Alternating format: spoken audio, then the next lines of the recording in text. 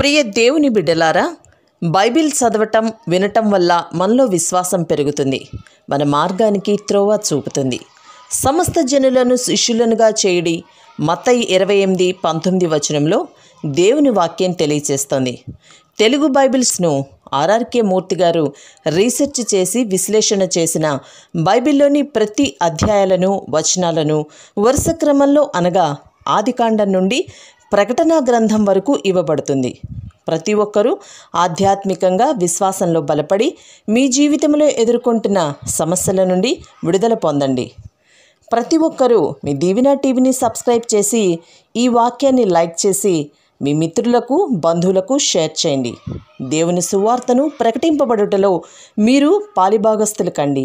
ప్రియ సోదరి సోదరులారా, మన వాక్య పాఠ్య భాగం మార్కు సువార్త 9వ అధ్యాయం 1 నుండి 20వ వచనం వరకు సావధానంగా వినండి. యేసు అన్నాడు, ఇక్కడ నిలిచి ఉన్న వారిలో కొందరు దేవుని రాజ్యము బలముతో రావడము చూచే వరకు మరణమును రుచి చూడరని నిశ్చయముగా మీతో చెబుతున్నాను. 6 దినములైన తరువాత యేసు పేతురును, యాకోబును, యోహానును మాత్రము వెంటబెట్టుకుని ఎత్తైన ఒక కొండ మీదికి ఏకాంతముగా వారిని తీసుకొని పోయి వారి ఎదుట రూపాంతరము చెందాడు. అంతలో ఆయన వస్త్రములు ప్రకాశమానమైనవి, మిగుల తెల్లనివి అయ్యాయి. లోకమందు ఏ చాకలి అంత తెల్లగా చలువ చెయ్యలేడు. మోషే, ఏలియా వారికి కనపడి యేసుతో మాట్లాడుతున్నారు. అప్పుడు పేతురన్నాడు, బోధకుడా, మనమిక్కడే ఉండడము మంచిది.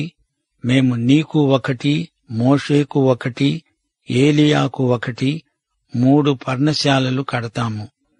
వారు మిగుల భయపడ్డారు గనుక తాను చెప్పవలసినదేమో అతనికి తెలియలేదు. మేఘమొకటి వచ్చి వారిని కమ్మగా, ఈయన నా ప్రియ కుమారుడు, ఈయన మాట వినండి అని ఒక శబ్దము ఆ మేఘములో నుండి పుట్టింది. వెంటనే వారు చుట్టూరా చూచినప్పుడు తమ వద్దనున్న యేసు తప్ప మరెవరూ వారికి కనపడలేదు. ప్రియ శ్రోతలు వింటున్నారా? రూపాంతర దృశ్యం ఈ అధ్యాయంలో వివరంగా చెప్పబడింది.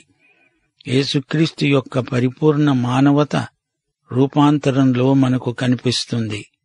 యేసు దేవత్వం కాదు, మానవత రూపాంతరంలో ప్రత్యక్షమవుతుంది. యోహాను సువార్తలో రూపాంతరం పేర్కొనబడలేదు. ఎందుకనగా యోహాను తన సువార్త అంతటిలో యేసు దేవత్వాన్ని ఎత్తి చూపాడు. రూపాంతర సమయంలో పేతురు, యాకోబు, యోహాను అక్కడ ఉన్నారు. 2 పేతురు 1వ అధ్యాయం 16 నుండి 18వ వచనం వరకు పేతురే స్వయంగా చెప్పాడు. చమత్కారముగా కల్పించిన కథలను అనుసరించి మన ప్రభువైన యేసుక్రీస్తు యొక్క శక్తిని, ఆయన రాకడను మేము మీకు తెలుపలేదు గాని ఆయన మహాత్మ్యమును మేము కన్నులార చూచిన వారమై తెలిపాము. ఈయన నా ప్రియ కుమారుడు, ఈయన యందు నేను ఆనందిస్తున్నాను అనే శబ్దము మహాదివ్య మహిమ నుండి ఆయన వద్దకు వచ్చినప్పుడు తండ్రి అయిన దేవుని వలన ఘనత, మహిమ ఆయన పొందగా మేము ఆ పరిశుద్ధ పర్వతము మీద ఆయనతో కూడా ఉండిన వారమై ఆ శబ్దము ఆకాశము నుండి రాగా విన్నాము. యేసును, ఆయన మహిమ శక్తిని చూచిన సాక్షులలో పేతురు ఒకడు. రాజ్యము, బలము, పరాక్రమము యేసుకే చెంది ఉన్నాయి. యేసు మనల్ని రక్షించడం కోసం శిలువ మరణం చెందాడు. యేసు పేతురు, యాకోబు, యోహానులనే ఎందుకు తీసుకువెళ్ళాడు? శిష్యులందరిలో ఈ 3 బలహీనులు. పసిపిల్లలను చంకనేసుకొని వచ్చినట్లు వారిని తెచ్చాడు. అది అసలు సంగతి. తల్లికి 3 పిల్లలున్నారనుకోండి, చంటివాణ్ణి ఎత్తుకుంటుంది, ఒకణ్ణి చెయ్యి పట్టుకుని నడిపిస్తుంది, మరొకడు వాడే తల్లి వెంట నడవగలడు. వాణ్ణి పట్టుకోనక్కర్లేదు, ఎత్తుకోనక్కర్లేదు. అలాగే పేతురు, యాకోబు, యోహాను యేసు తెచ్చిన చంటి పిల్లలు. ఆధ్యాత్మికంగా వీరు సున్నితమైన వ్యక్తులు. రూపాంతరంలో యేసు మహిమను వారు చూచారు. ఆయన తన మహిమతో రెండోసారి వస్తాడు. ఆయన ఉన్నట్టే ఆయనను చూస్తాము గనుక ఆయనను పోలి ఉంటాము. 1 యోహాను 3:2 యోహాను సువార్త 1:14 అంటోంది, తండ్రి వలన కలిగిన అద్వితీయ కుమారుని మహిమ వలె మనము ఆయన మహిమను కనుగొన్నాము. యేసు శరీరం రూపాంతరం చెందింది. మెటమార్ఫసిస్ అంటే కిరణజన్య సంయోగ క్రియ. అది యేసు శరీరంలో కలిగిన రూపాంతరం. ఆయనలో నుండి వచ్చిన వెలుగు సంయోగమది. ఆదాము దంపతులు మొట్టమొదట దేవుడు వారిలో ఉంచిన వెలుగే వారికి మహిమ వస్త్రాలైంది. రూపాంతరం యేసు యొక్క సమగ్రమైన సంపూర్ణమైన మానవతనే చూపుతుంది. ఆయనలో నుండి వచ్చిన వెలుగే ఆయనకు మహాశ్వేత వస్త్రంలాగా కనిపించింది. ఏలియా పాత నిబంధన ప్రవక్తలందరికీ ప్రతినిధి. మోషే ధర్మశాస్త్రానికి ప్రాతినిధ్యం వహిస్తున్నాడు. ధర్మశాస్త్రము, ప్రవక్తలు యేసు మరణానికి సాక్షులే. మోషే క్రీస్తును బాగా ఎరుగును. హెబ్రీ పత్రిక 11:26 అంటోంది, మోషే పెద్దవాడైనప్పుడు విశ్వాసమును బట్టి ఈజిప్టు ధనము కంటే క్రీస్తు విషయమైన నింద గొప్ప భాగ్యమని ఎంచుకున్నాడు. మోషేకు క్రీస్తు బాగా తెలుసు. ప్రవక్తలందరూ క్రీస్తు శ్రమలను గురించి, ఆయన పొందబోయే మహిమను గురించి ప్రవచించిన వారే. పేతురు అందరికంటే ముందు మాట్లాడతాడు. తానేం చెబుతున్నాడో తనకే తెలీదు. పర్ణశాలలు 3 కడతాడట. 1 యేసుకు, మోషే ఏలియాలకు చెరి 1. పెద్ద ఇంజనీరులాగా మాట్లాడుతున్నాడు. ప్రభువా, మనమిక్కడే ఉండిపోదాము అంటున్నాడు. త్రుటిలో మోషే లేడు, ఏలియా లేడు, యేసు ఒక్కడే కనిపించాడు. ఏలియా కావచ్చు, మోషే కావచ్చు, వారు యేసుతో సమానమవుతారా? కారు. యేసే దేవుని ప్రియకుమారుడు. యేసునందు దేవుడు ఎంతో ఆనందిస్తాడు. మోషే గాని ఏలియా గాని అందరూ యేసు మాటే వినాలి. ఆయనదే సర్వాధికారం. యేసు తప్ప మరెవరూ కనపడలేదు. యేసు మాత్రమే. ఆయనకే మహిమ. ఆయనే కేంద్రాకర్షణ. ఆయనకే మనమంతా విధేయులం. దేవునికి స్తోత్రం. మార్కు సువార్త 9:9-13 వరకు. వారు ఆ కొండ దిగి వస్తూ ఉండగా ఆయన వారికి ఆజ్ఞాపిస్తూ అన్నాడు, మనుష్య కుమారుడు మృతులలో నుండి లేచినప్పుడే కాని అంతకు ముందు మీరు చూచిన వాటిని ఎవనితోనూ చెప్పవద్దు. మృతులలో నుండి లేవటమంటే ఏమిటో అని వారు ఒకనితో ఒకడు తర్కిస్తూ ఆ మాట మనస్సున ఉంచుకున్నారు. వారాయనను ప్రశ్నించారు, ఏలియా ముందుగా రావాలని శాస్త్రులు చెబుతున్నారే, ఇదేమిటి? అందుకాయన అన్నాడు, నేను మీతో నిశ్చయముగా చెప్తున్నాను, ఏలియా ముందుగా వచ్చి సమస్తము చక్కబెడతాడనే మాట నిజమే. అయినా మనుష్య కుమారుడు అనేక శ్రమలు పడి తృణీకరించబడాలని వ్రాయబడడమేమిటి? ఏలియా వచ్చాడని అతన్ని గురించి రాయబడిన ప్రకారము వారు తమకిష్టము వచ్చినట్లు అతని ఎడల చేశారు. యేసు మరణము, పునరుత్థానము ఈ 2 కలిసి ఉన్నాయి. రూపాంతరం ఎలా నెరవేరింది? ఆయన చనిపోయి తిరిగి లేచినప్పుడు అది అసలు రూపాంతరం. యేసు మరణ పునరుత్థానాల ఫలితమే యేసు రూపాంతరం. ఆ దృశ్యాన్ని ఈ కొండమీద ప్రభువు ముందుగానే చూపించాడు. ఈ శిష్యులు పునరుత్థానమంటే ఏమిటో మరిచిపోయారు. యేసు చనిపోయాడని సమాధుల తోటకు వెళ్లారు. సజీవుడైన రక్షకుణ్ణి చూస్తామని వారనుకోలేదు. పునరుత్థానుణ్ణి చూడ్డానికి సమాధుల తోట దగ్గరికి వీరెందుకు వెళ్తారు? పునరుత్థానమనే ఆలోచనే వారికి రాలేదు. ఏలియా ముందు రావాలి గదా, అంతవరకు రాజ్యం రాదని పూర్వీకులన్నారే, మరి నీవేమంటావు అని వారు ప్రశ్నించారు. బాప్తిస్మకుడైన యోహాను ఏలియా ఆత్మగలవాడై వచ్చాడు గదా. వారు యేసును మెస్సియాగా గుర్తించి ఉంటే ఆ ప్రవచనానికి యోహానే నెరవేర్పు అని మీరు గ్రహించి ఉండేవారు. అయితే యేసు మొదటి రాకడలో వీరు ఆయనను మెస్సియాగా గుర్తించలేదు గనుక ఏలియా ముందుగా రావటమనే ప్రవచనం ఆయన 2వ రాకడలోనే నెరవేరుతుంది. కొండమీది అనుభవం తరువాత యేసు శిష్యులు కొండ దిగి లోయలో పొందిన అనుభవం ఎలాంటిదో చూడండి. అది నిజంగా లోయ అనుభవమే. అపజయం. 14 నుండి 23 వచనం వరకు వారు శిష్యుల వద్దకు వచ్చి వారి చుట్టూ బహుజనులు కూడి ఉండడము, శాస్త్రులు వారితో తర్కించడము చూచారు.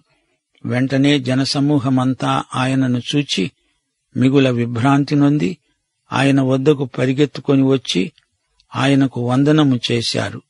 అప్పుడాయన వారిని ప్రశ్నించాడు, మీరు దేనిని గూర్చి వారితో తర్కిస్తున్నారు?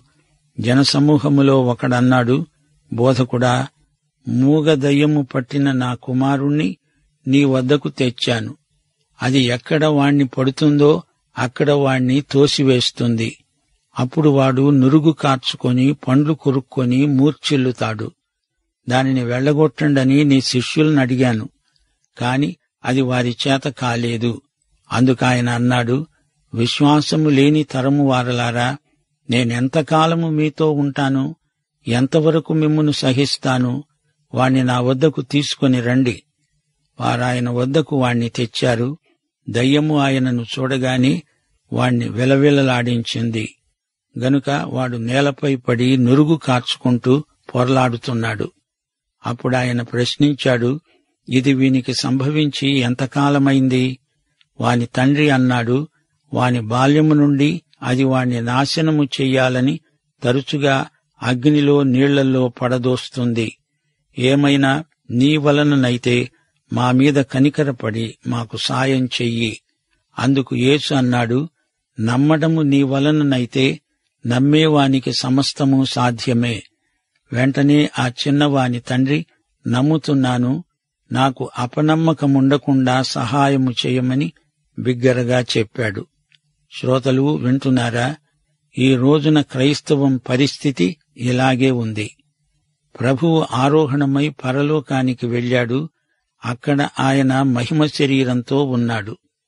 ఆయన అపొస్తలులు కూడా అక్కడే ఉన్నారు. సంఘములో అనేక మంది విశ్వాసయోధులు అక్కడికి వెళ్లిపోయారు. మోషే, ఏలియా కూడా అక్కడే ఉన్నారు. పరలోకమే ఈ రోజున రూపాంతరపు కొండ. మనం ఈ భూమి మీద ఇక్కడ ఉన్నాము. ఇక్కడ మనకు సమస్యలు కుప్పలు తెప్పలుగా ఉన్నాయి. దయ్యం పట్టిన ఆ చిన్నవాడు ఈ లోకానికి సాదృశ్యం. మానవత ఉన్మాద స్థితిలో ఉన్నట్లే దేవునికి కనిపిస్తోంది. దయ్యం పట్టిన చిన్నవాణ్ణి శిష్యులు బాగు చెయ్యలేకపోయారు. ఈ రోజున సంఘం లోకము యొక్క అక్కరలు తీర్చలేకపోతోంది. లోకం సంఘాన్ని వేలుపెట్టి చూపి విమర్శిస్తోంది. నీకు చేత కాదు అంటోంది. అందుకే ఈ తరాన్ని, లోకాన్ని ఉద్దేశించి ప్రభు అంటున్నాడు, విశ్వాసహీనమైన లోకమా, ఆ దయ్యం పట్టిన చిన్నవాణ్ణి నా దగ్గరికి తెండి. అదే నేటి తరం చెయ్యలేకపోతోంది. ప్రభువు దగ్గరికి లోకం నుంచి మనుషులను తేవాలి. ఆ దయ్యం వాని బాల్యం నుంచి వాణ్ణి వేధిస్తూనే ఉంది. అలాంటి బాధితులకు యేసుక్రీస్తును పరిచయం చేయాల్సిన సంఘం ఆ పని చెయ్యలేకపోతే లోకం విమర్శిస్తుంది. చేతగాని వారము అంటుంది. గెరాసీనీయుల దేశంలో దయ్యం పట్టినవాడు వయసులో పెద్దవాడు. ఇక్కడ ఈ దయ్యం పట్టినవాడు చిన్నవాడు. పిల్లవాని తండ్రి తెలివైన పని చేశాడు. వాణ్ణి అప్పుడే తెచ్చి యేసు కాళ్ల దగ్గర పడేశాడు. మనము అదే పని చెయ్యాలి. నమ్మడము నీ వల్లనైతే నమ్మేవానికి సమస్తము సాధ్యమే అన్నాడు ప్రభువు. యేసు సమస్తము చెయ్యగలడు గాని నీవు నమ్మగలవా? అది అసలు ప్రశ్న. ఆ చిన్నవాని తండ్రి బిగ్గరగా చెప్పాడు, నమ్ముతున్నాను ప్రభూ, అపనమ్మకం నాలో ఉండకుండా చెయ్యి. జనులు గుంపు కూడి తన వద్దకు పరిగెత్తుకుని రావడము యేసు చూచి, మూగవైన చెవిటి దయ్యమా, వాణ్ణి వదిలిపో, ఇక వానిలో ప్రవేశింపవద్దు అని నీకు ఆజ్ఞాపిస్తున్నాను. ఈ మాట అని యేసు అపవిత్రాత్మను గద్దించాడు. అప్పుడది కేక వేసి వానినెంతో విలవిలలాడించిపోయింది. అంతట వాడు చచ్చిన వాని వలె పడి ఉన్నాడు. గనుక అనేకులు వాడు చనిపోయాడు అన్నారు. అయితే యేసు వాని చెయ్యి పట్టి వానిని లేవనెత్తగా వాడు నిలువబడ్డాడు. ఆయన ఇంట్లోకి వెళ్లిన తరువాత ఆయన శిష్యులు మేమెందుకు ఆ దయ్యమును వెళ్లగొట్టలేకపోయాము అని ఏకాంతంగా ఆయన్నడిగారు. అందుకాయన అన్నాడు, ప్రార్థన వలననే కాని మరి దేని వలననైనా ఈ విధమైనది వదిలిపోవడం అసాధ్యం. యేసు చచ్చిన వారిని సైతం బ్రతికించగలడు. ఈ సంగతి మరోసారి రుజువైంది. ప్రార్థన ద్వారా మాత్రమే ఇలాంటి దయ్యాలను వదిలించగలము అని యేసు ప్రభువు స్పష్టం చేశాడు. ప్రార్థన తగ్గిపోతే సంఘం బలహీనమవుతుంది. ప్రియ శ్రోతలు వింటున్నారా? యేసు తన శిష్యుల్లో 3 పేతురు, యాకోబు, యోహానులను తన వెంట తీసుకువెళ్ళాడు. కొండపైన యేసు రూపాంతరం చెందాడు. రూపాంతరము అంటే మహిమ రూపం. యేసు తిరిగి వచ్చినప్పుడు ఏ రూపంతో వస్తాడో అదే రూపాన్ని తన శిష్యులకు ముందుగా చూపాడు. యేసు మహిమ శరీరం ధగధగ మెరిసిపోయింది. తెలుపు పరిశుద్ధతను సూచించే రంగు. అంత మహిమ కాంతి తెలుపునకు మన కండ్లు మిరుమిట్లు గొలుపుతాయి. మోషే, ఏలియాలతో యేసు మాట్లాడాడు. అది శిఖరాగ్ర సమావేశం. మేఘమొకటి వచ్చి యేసును కమ్మింది. మార్కు సువార్త 1:11 యేసు బాప్తిస్మం సమయంలో యేసు నీళ్లలో నుండి ఒడ్డునకు వస్తూ ఉండగా ఆకాశము చీల్చబడింది. పరిశుద్ధాత్మ పావురము వలె తన మీదికి దిగిరాగా ఒక శబ్దము ఆకాశము నుండి వచ్చింది. నీవు నా ప్రియకుమారుడవు, నీయందు నేను ఆనందిస్తున్నాను. ఇక్కడ రూపాంతరపు కొండమీద అవే మాటలు. పైగా ఈయన మాట మీరు వినాలి అనే ఆజ్ఞ కూడా ఆకాశము నుండి దేవుడు పలికాడు. మలాకీ 4:5-6 ప్రవచనాన్ని శాస్త్రులు యేసు దృష్టికి తెచ్చారు. యెహోవా నియమించిన ఆ మహాదినము రాకమునుపు నేను ప్రవక్త అయిన ఏలీయాను మీ వద్దకు పంపుతాను. నేను వచ్చి దేశమును శపించకుండునట్లు అతడు తండ్రుల హృదయములను పిల్లల తట్టుకు, పిల్లల హృదయములను తండ్రుల తట్టుకు తిప్పుతాడు. బాప్తిస్మకుడైన యోహాను ఏలియా ఆత్మగలవాడై వచ్చినా అతణ్ణి తిరస్కరించారు. ఇప్పుడు యేసునే నిరాకరిస్తున్నారు. ఆయన రెండో రాకడలో కాని ఈ ప్రవచనం నెరవేర్పు సిద్ధించదు అని ప్రభువు విశదీకరించాడు. దయ్యం పట్టిన బాలుని తండ్రి ఘోష వినండి. శాస్త్రుల రంధ్రాన్వేషణ బుద్ధిని గమనించండి. శిష్యుల అశక్తతకు కారణం తగినంత ప్రార్థన బలం వారికి లేదు. నమ్మడం చేతగాని వారికి అంతా అసాధ్యమే అనిపిస్తుంది. ప్రియశ్రోతలు వింటున్నారా? ఈ పాఠంలో 2 పరమసత్యాలు మనం నేర్చుకున్నాము. ఒకటి, శ్రమల తరువాత మహిమ. శిలువవేత తరువాత యేసు మహిమ. గలతీ పత్రిక 6:14 మన ప్రభువైన యేసుక్రీస్తు శిలువయందు తప్ప మరి దేనియందు అతిశయించడము నాకు దూరమగునుగాక. 1 పేతురు పత్రికలో ఆయన ఇదే సత్యానికి సాక్షిగా నిలిచాడు. అది పేతురు అనుభవం. అవసరమును బట్టి నానావిధములైన శోధనల చేత కొంచెము కాలము దుఃఖం. యేసుక్రీస్తు ప్రత్యక్షమైనప్పుడు మనకు మెప్పు, ఘనత, మహిమ. ఆ రోజున చెప్ప అసఖ్యముగాని మహిమాయుక్తమైన ఆనందం. క్రీస్తు శ్రమలు, వాటి తరువాత కలుగబోయే మహిమ. మీకు కలుగుతున్న అగ్ని వంటి మహాశ్రమలు. క్రీస్తు శ్రమలలో పాలివారై ఉన్నంతగా సంతోషించండి. క్రీస్తు నామము నిమిత్తము మీరు నిందపాలైన ఎడల మహిమాస్వరూపి అయిన ఆత్మ, అనగా దేవుని ఆత్మ మీ మీద నిలుస్తున్నాడు గనుక మీరు ధన్యులు. ఎవడైనను క్రైస్తవుడైనందుకు బాధ అనుభవించిన ఎడల అతడు సిగ్గుపడక ఆ పేరును బట్టే దేవుణ్ణి మహిమపరచాలి. ఇక రెండో అంశం, అపజయం తరువాత జయం. శిష్యులు దయ్యాన్ని వెళ్లగొట్టలేకపోయారు. ఆ చిన్నవాని తండ్రి వచ్చి యేసుకు ఫిర్యాదు చేశాడు. నీ శిష్యులకు చేత కాలేదు. ఈ విమర్శకు ప్రభువు మనసులో ఎంతో బాధపడ్డాడు. ఆధ్యాత్మిక క్రమశిక్షణ లేని శిష్యులు అపజయాన్ని రుచి చూడాల్సి వచ్చింది. అపజయంతో నిరుత్సాహపడవద్దు. ప్రభువు వైపు తిరిగి ఆయన కృపాశక్తిని, పరిశుద్ధాత్మ శక్తిని పొందు. ఎక్కడ బలహీనత ఉందో దాన్ని పట్టి తెచ్చి ప్రభువుకు అప్పగించు. ఆయన నిన్ను బలపరుస్తాడు. శ్రోతలు, సైతాను శ్రమ లేకుండా మహిమనిస్తానంటాడు గాని ఆ మహిమ శ్రమతో అంతమైపోతుంది.